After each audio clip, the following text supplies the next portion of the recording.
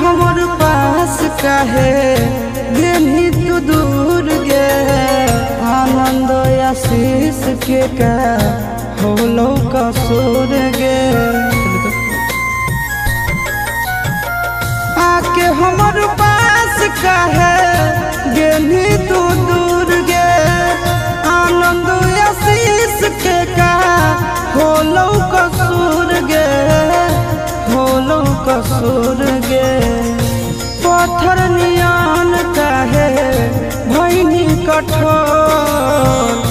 पत्थर नियन काहे भैनी कठोर। गेली जब से छोड़ गिरौ अखिया से लो।